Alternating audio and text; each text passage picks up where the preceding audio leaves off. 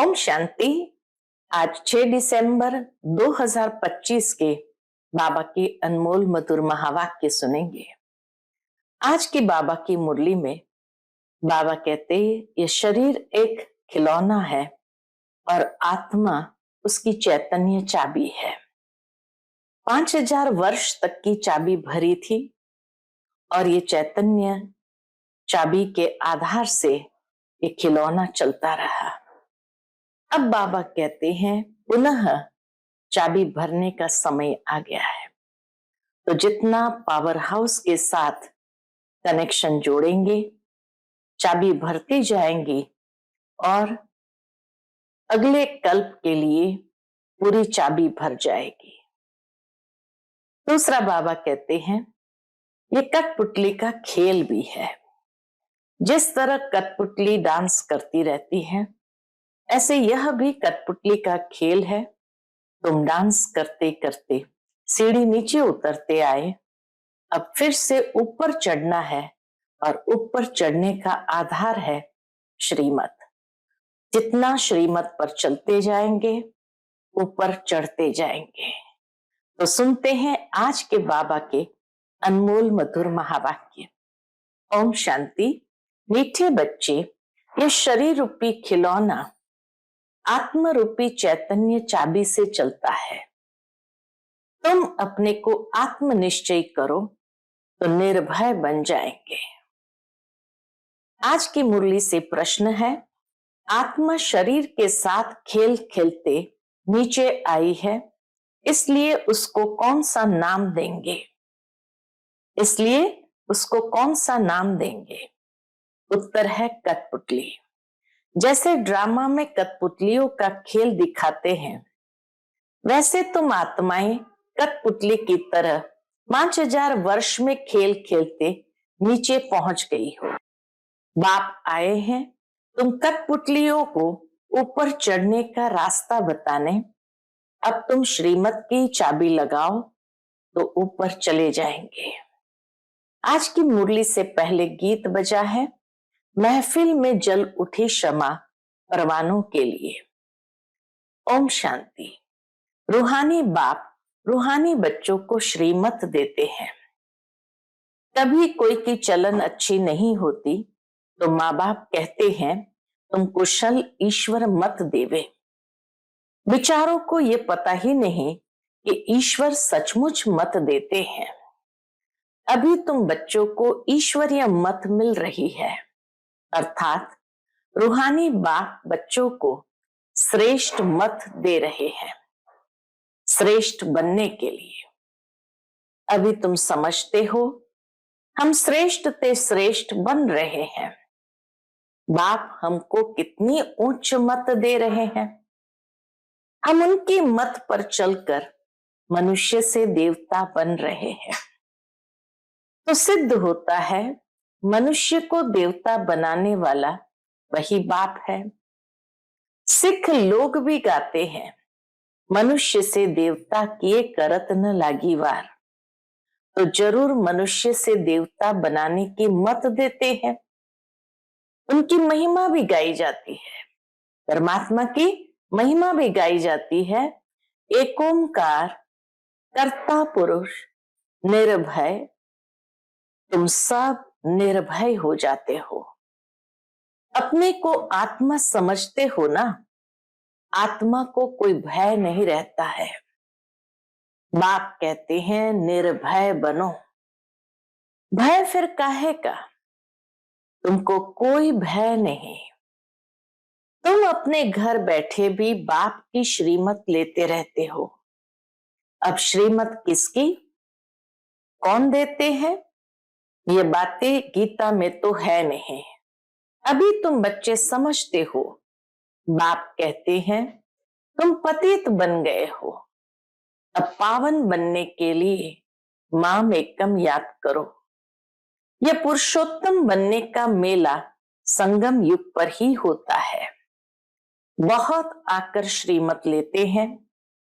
इसको कहा जाता है ईश्वर के साथ बच्चों का मेला। ईश्वर भी निराकार है, बच्चे आत्माएं भी निराकार है।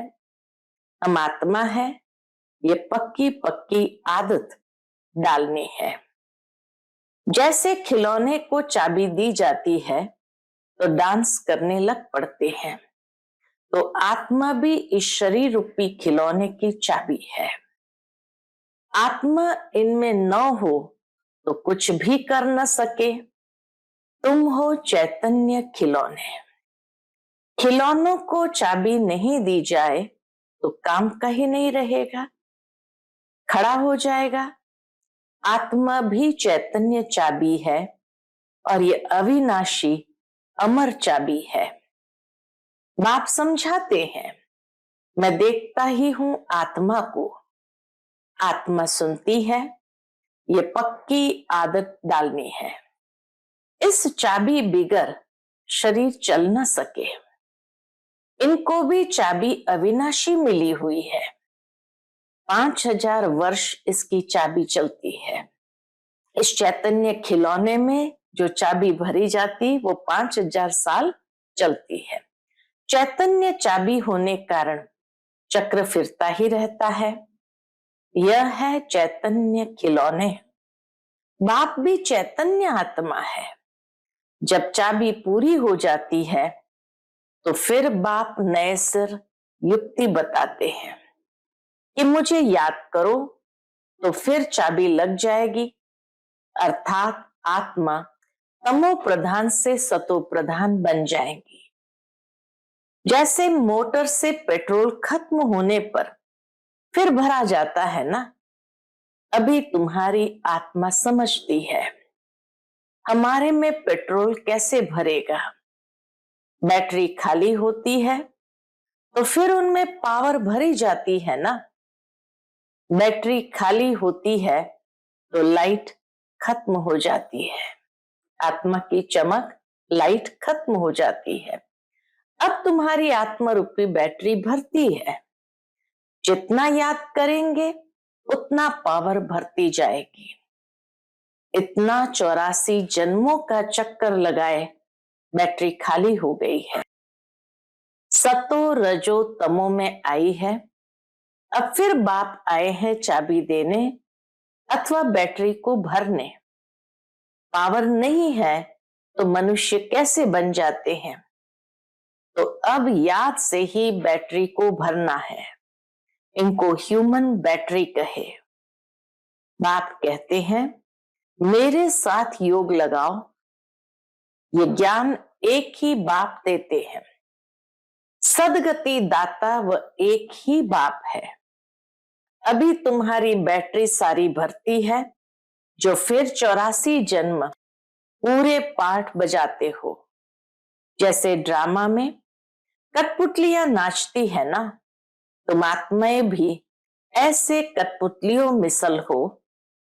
ऊपर से उतरते 5000 वर्ष में एकदम नीचे आ जाते हो, फिर बाप आकर ऊपर चढ़ाते हैं। वह तो एक खिलौना है। बाप अर्थ समझाते हैं, चढ़ती कला और उतरती कला का। चढ़ती कला उतरती कला का अर्थ बाबा समझाते हैं। 5000 वर्ष की बात है। तुम समझते हो श्रीमत से हमको चाबी मिल रही है, हम फुल सतो प्रधान बन जाएंगे, फिर सारा पाठ रिपीट करेंगे। कितनी सहज बात है समझने और समझाने की। फिर भी बाप कहते हैं, समझेंगे वही जिन्होंने कल्प पहले समझा होगा। तुम कितना भी माथा मारो, जास्ती समझेंगे ही नहीं। बाप समझ तो सबको एक जैसे ही देते हैं। कहां भी बैठे बाप को याद करना है।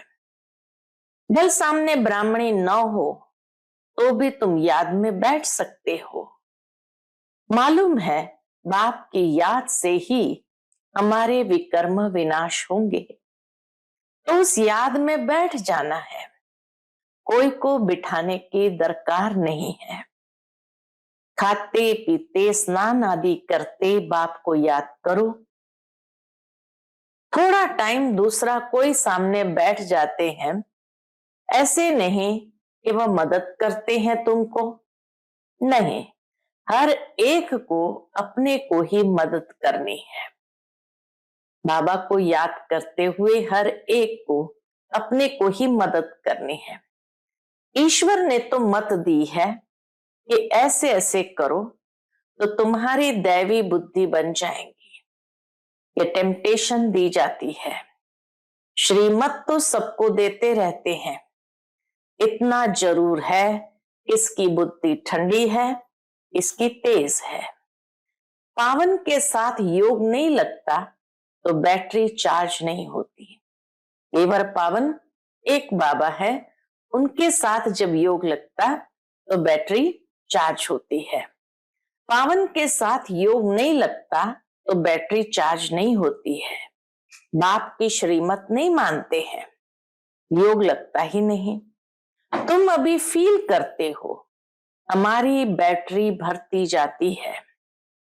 तमो प्रधान से सतो प्रधान तो जरूर बनना है। इस समय तुमको परमात्मा की श्रीमत मिल रही है। यह दुनिया बिल्कुल नहीं समझती। बाप कहते हैं मेरी इस मत से तुम देवता बन जाते हो। इससे ऊंच चीज कोई होती नहीं। वहां यह ज्ञान नहीं रहता।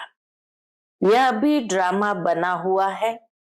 तुमको पुरुषोत्तम बनाने के लिए बाप संगम पर ही आते हैं। जिनका फिर यादगार भक्ति मार्ग में मनाते हैं, दशहरा भी मनाते हैं ना। जब बाप आते हैं तो दशहरा होता है। जब बाप आता है तो दशहरा होता है। 5000 वर्ष बाद हर बात रिपीट होती है। तुम बच्चों को ही ये ईश्वरीय मत अर्थात श्रीमत मिलती है, जिससे तुम श्रेष्ठ बनते हो। तुम्हारी आत्मा सतो प्रधान थी, वह उतरते उतरते तमो प्रधान भ्रष्ट बन जाती है। फिर बाप बैठ ज्ञान और योग सिखलाकर सतो प्रधान श्रेष्ठ बनाते हैं। बतलाते हैं तुम सीढ़ी नीचे कैसे उतरते हो। ड्रामा चलता रहता है। इस ड्रामा के आदि मध्य अंत को कोई भी जानते नहीं है। बाप ने समझाया है, अब तुमको स्मृति आई है ना। बाबा जैसे जैसे समझाते जाते ऐसे स्मृति आई है ना। हर एक के जन्म की कहानी तो सुना नहीं सकेंगे, लिखी नहीं जाती जो पढ़कर सुनाई जाए। ये बाप बैठ समझाते हैं। अभी तुम 100 ब्राह्मण बने हो, फिर 100 देवता बनना है। बाप ने समझाया है, ब्राह्मण देवता क्षत्रिय तीनों धर्म मैं स्थापन करता हूं। अभी तुम्हारी बुद्धि में है हम बाप द्वारा ब्राह्मण वंशी बनते हैं, फिर सूर्यवंशी चंद्रवंशी बनेंगे। जो नापास होते हैं वह चंद्रवंशी बन जाते हैं। इसमें नापास कौन से सब्जेक्ट में होते जो चंद्रवंशी बन जाते? योग में। ज्ञान तो बहुत सहज समझाया है, कैसे तुम 84 का चक्र लगाते हो। मनुष्य तो 84 लाख कह देते तो कितना दूर चले गए हैं। अभी तुमको मिलती है ईश्वरीय मत। ईश्वर तो आते ही है एक बार, तो उनकी मत भी एक बार ही मिलती है। एक देवी देवता धर्म था, जरूर उन्हों को ईश्वरीय मत मिली थी। उसके आगे तो हुआ संगम युग। उसके आगे हुआ संगम युग। बाप आकर दुनिया को बदलाते हैं।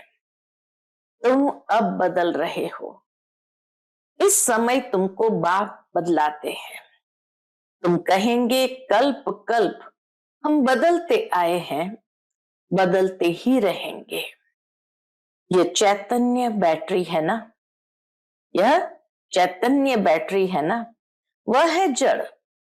बच्चों को मालूम हुआ है 5000 वर्ष बाद बाप आए हैं।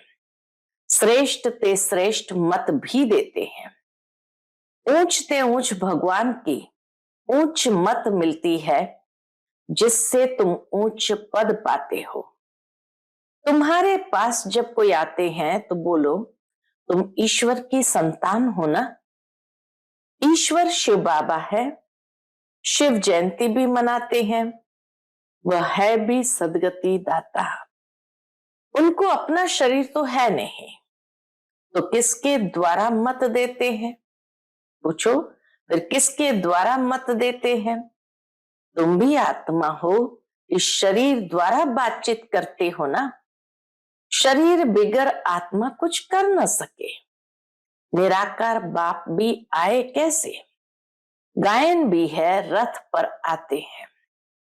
फिर कोई ने क्या बैठ बनाया है। त्रिमूर्ति भी सूक्ष्म वतन में बैठ दिखाया है। बाप समझाते हैं, यह सब है साक्षात्कार की बातें। बाकी रचना तो सारी यहां है ना।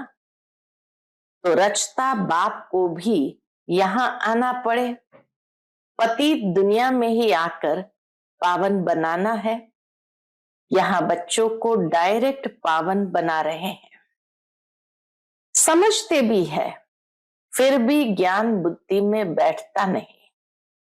कोई को समझा नहीं सकते, श्रीमत को उठाते नहीं, तो श्रेष्ठ ते श्रेष्ठ बन नहीं सकते। जो समझते ही नहीं वह क्या पद पाएंगे। जितना सर्विस करेंगे उतना ऊंच पद पाएंगे। बाप ने कहा है, हड्डी हड्डी सर्विस में देनी है, ऑल राउंड सर्विस करनी है। बाप की सर्विस में हम हड्डी देने भी तैयार है।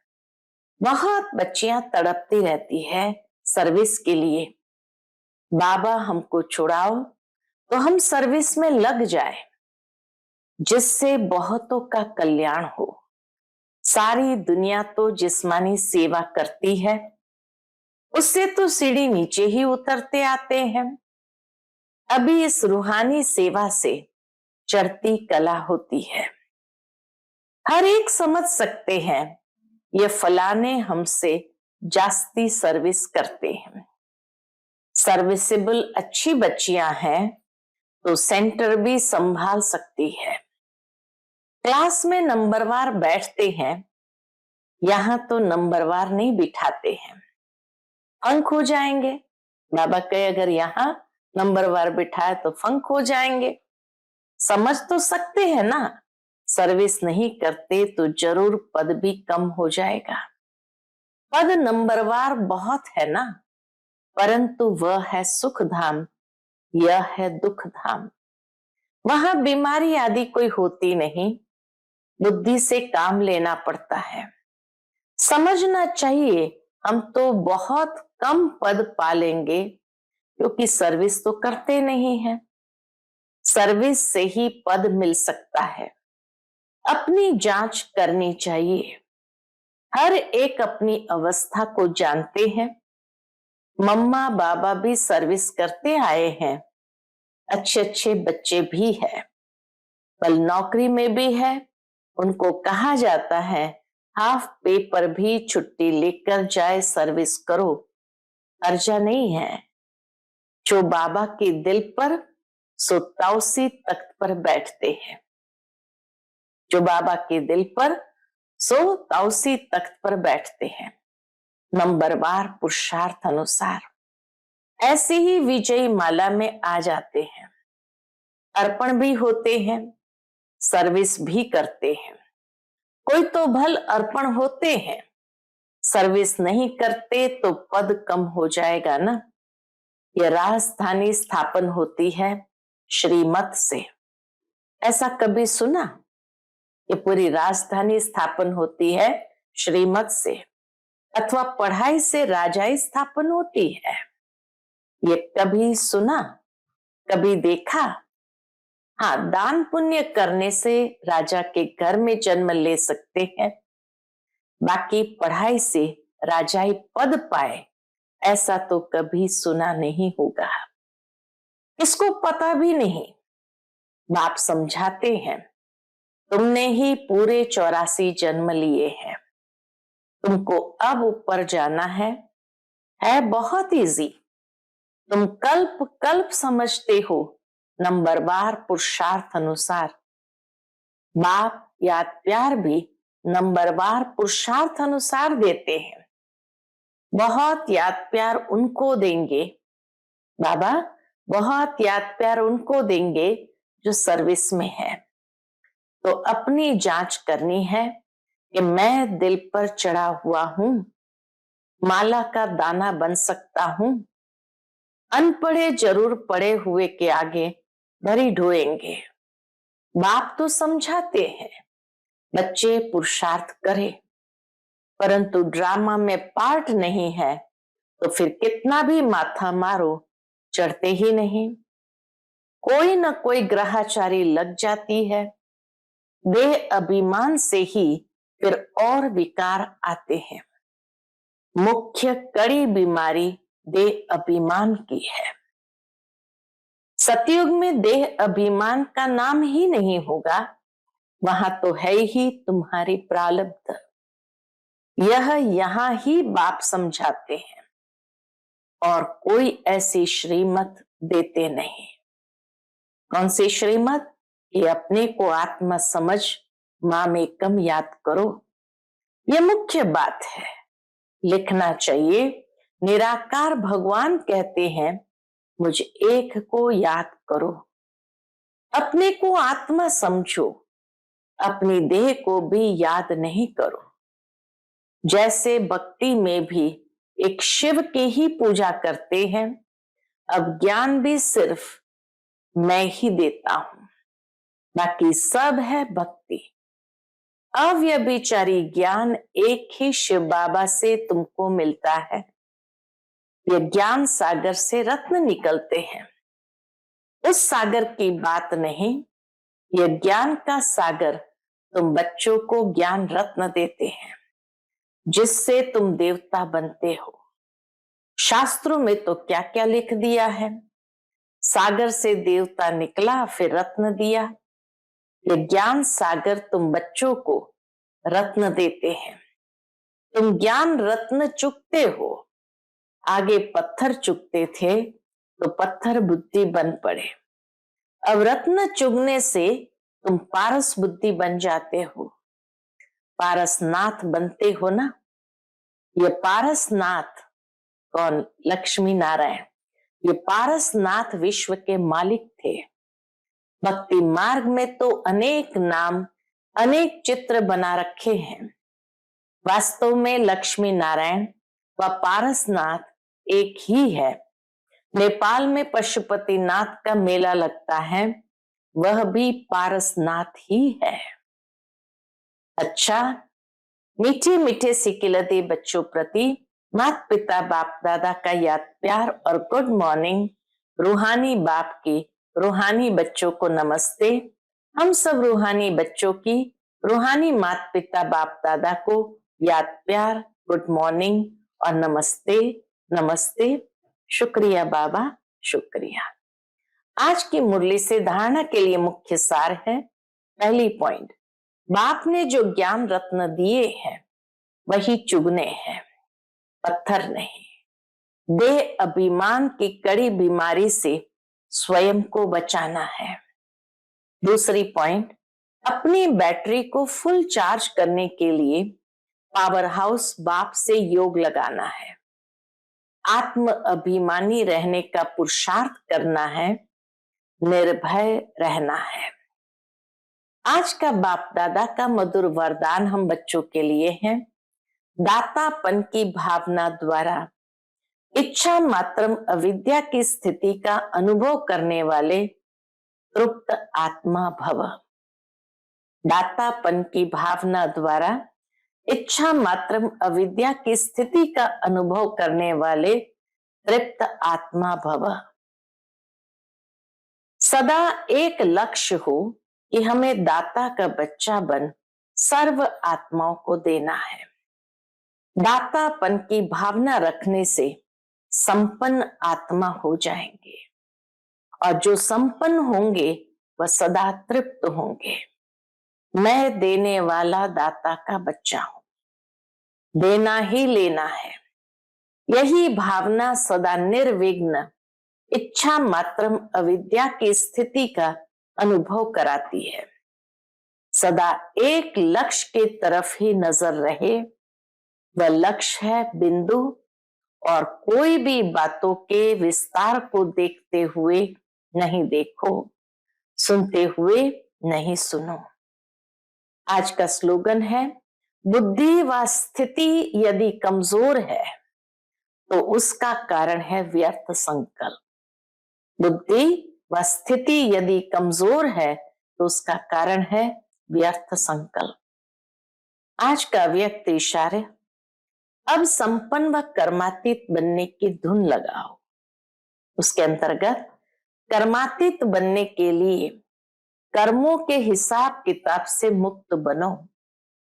सेवा में भी सेवा के बंधन में बंधने वाले सेवाधारी नहीं, सेवा में भी सेवा के बंधन में बंधने वाले सेवाधारी नहीं। बंधन मुक्त बन सेवा करो, अर्थात हद की रॉयल इच्छाओं से मुक्त बनो।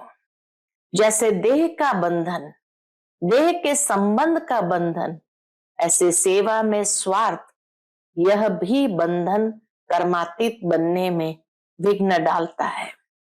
कर्मातीत बनना अर्थात इस रॉयल हिसाब किताब से भी मुक्त। कर्मातीत बनना अर्थात इस रॉयल हिसाब किताब से भी मुक्त। ओम शांति।